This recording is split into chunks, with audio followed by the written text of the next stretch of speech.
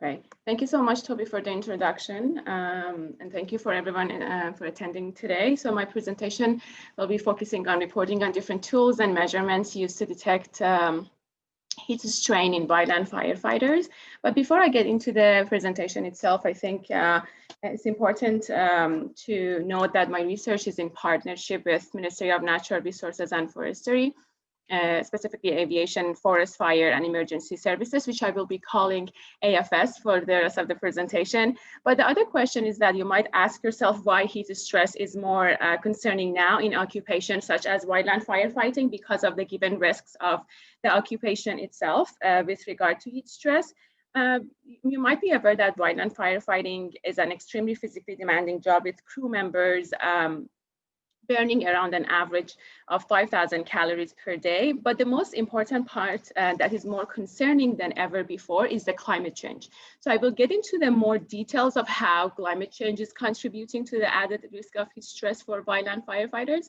But I also wanted to bring to your attention the heat stress concept itself is an important physical hazard at work that must be addressed. And this slide will be repeated again in my presentation, but I wanted to highlight the importance of heat stress itself. Usually your body reacts to heat stress through physiological responses. And it happens through stages. The first stage is heat cramps. And if that progresses, you will be experiencing heat syncope, which is fainting due to the heat, and heat exhaustion. And if that progresses, you will experience heat stroke. So I wanted to bring to your attention that heat stress is important because if you get to heat stroke, that's an medical emergency response and is a life and death sort of situation.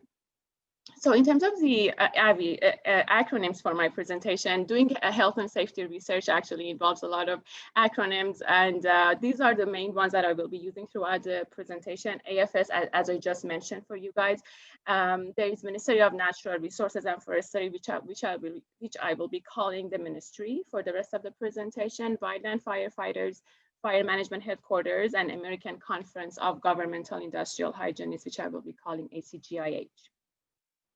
In terms of the presentation overview, we will get into wildfires and climate change, wildland firefighting in Ontario as an occupation, specifically types of attacks, injury risk factors and prevalences, complex fires.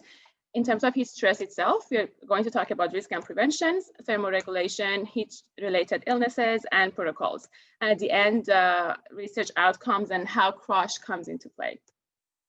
So in terms of wildfires and climate change, wildland fires are of significant concern due to the rising of global temperature.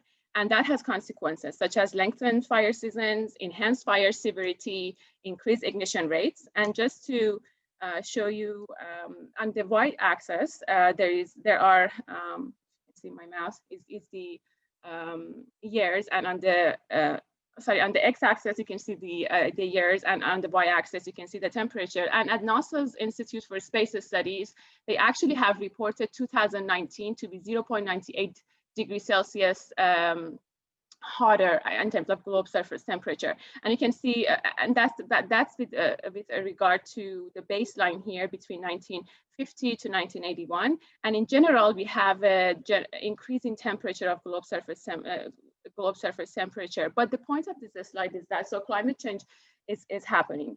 So what are the consequences? What that means for wildland firefighters? And that means we're going to have increased number of fires, larger fires. They are going to burn longer. So basically more complex fires in general. As in terms of impact of climate change in a more local environment, and that's also evident in Canada. So 2010 was declared the hottest year in Ontario, actually. And specifically with Northern Ontario had 20% drier weather than normal.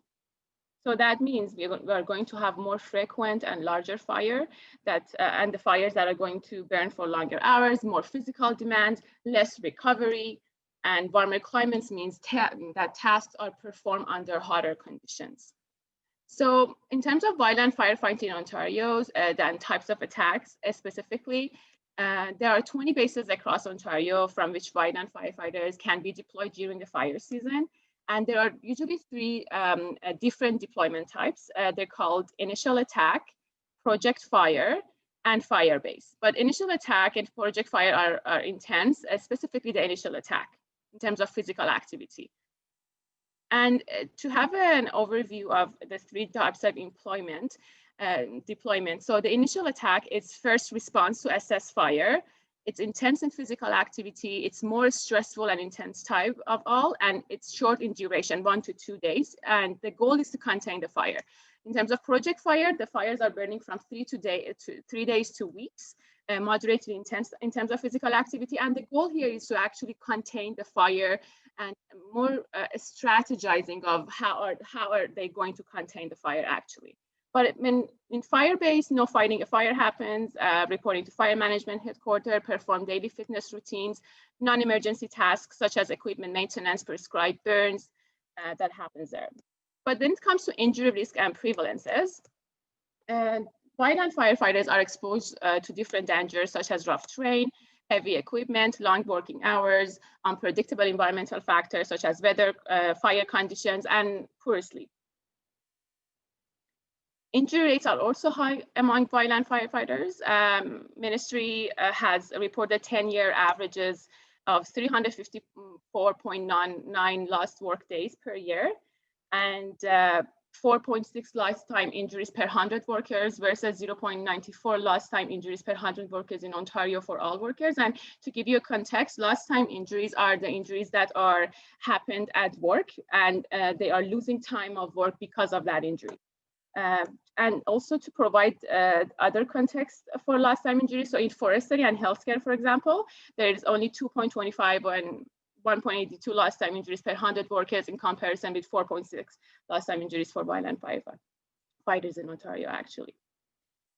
Research also has reported 2.6% of injuries that are coming from weather-related data, injuries, and fire suppression activities generate about 400 kilocalories of heat per work. So here you can see not only the work of wildland firefighters are strenuous, but also there's a lot of risk of injuries happening that are weather-related injuries. So that's high risk of injury rates due to heat-related illnesses for this population.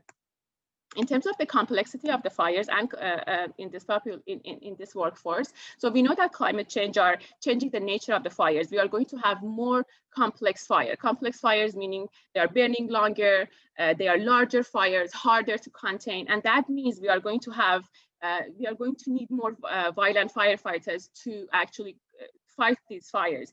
And that's going to increase the risk of heat-related injuries because research has shown that experience has a positive correlation with decreasing the rate of injuries. But in this case, when we have more complex fires, we need more workforce. Therefore, inevitably, we have less experienced wildland firefighters, which increases the risk of injuries, of course.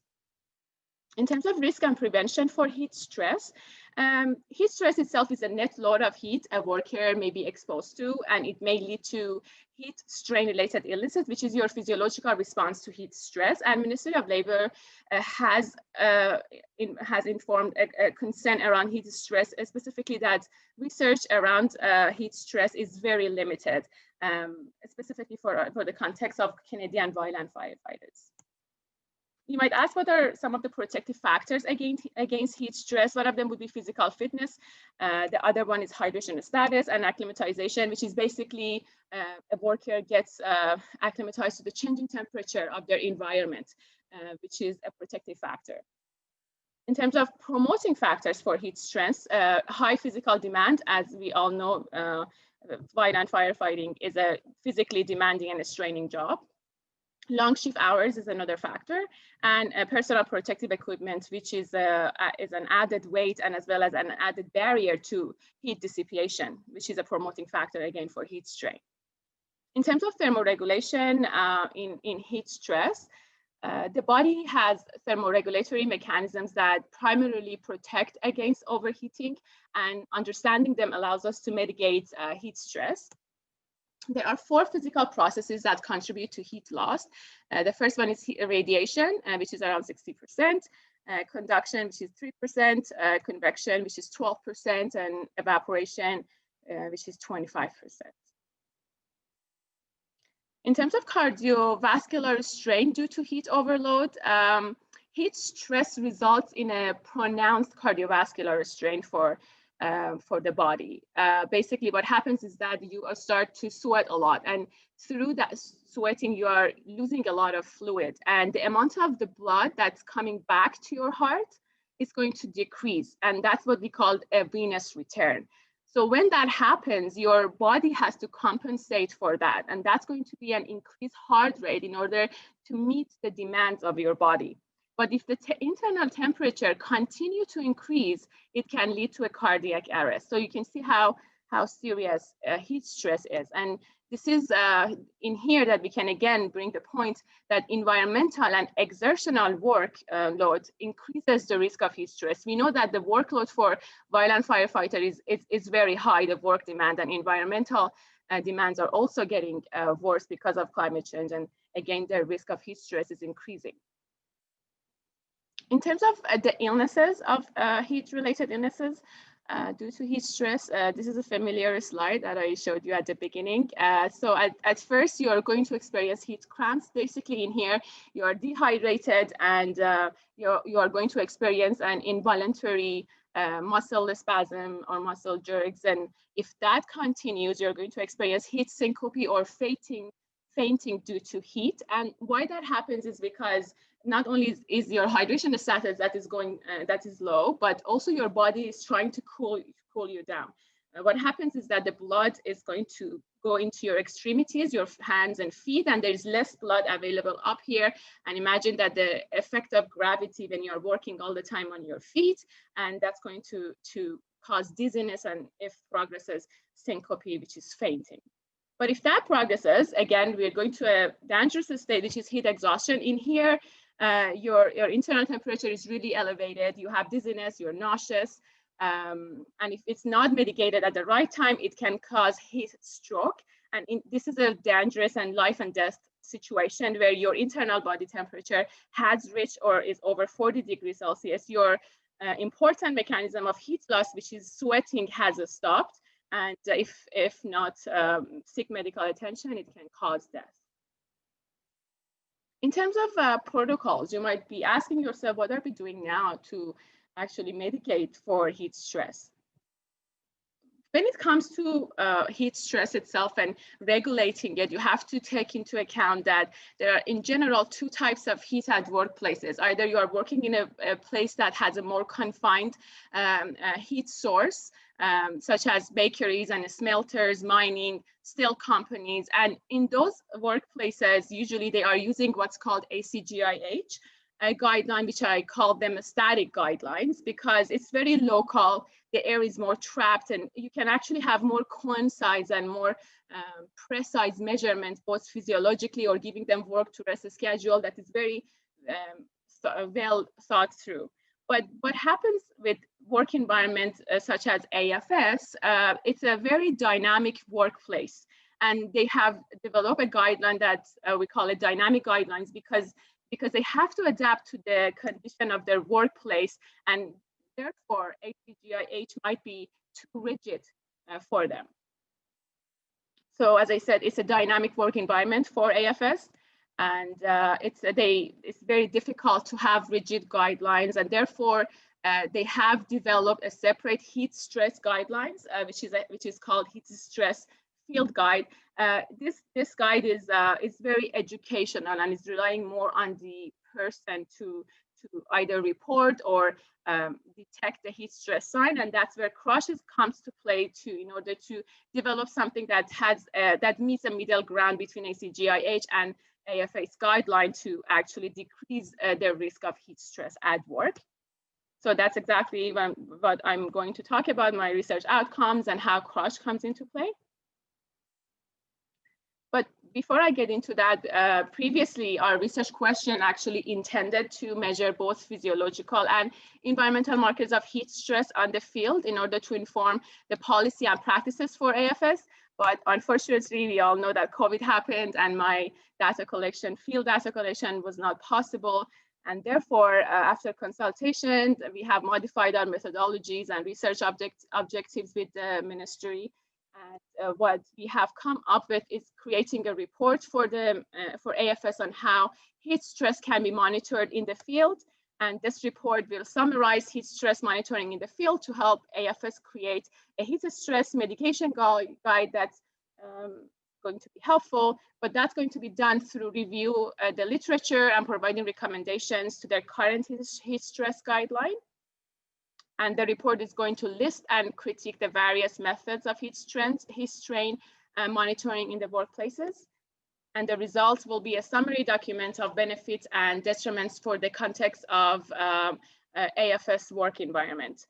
And at the end, I wanted to thank you all for attending today and for your time and attention. And I specifically wanted to thank AFS or the AFS organization for their continuous support for my project and their funding support. I would like to thank my supervisor, Dr. Sandra Dorman, and Dr. Matthew Spencer, who I'm working closely with, who is a postdoctoral researcher at CROSH. I wanted to acknowledge CROSH for its funding support through scholarships and seed grants, and also I wanted to acknowledge my CROSH co-student members who for their continuous support. And I truly believe that at CROSH we can have an important impact on injury by prevention through research. Thank you so much for listening.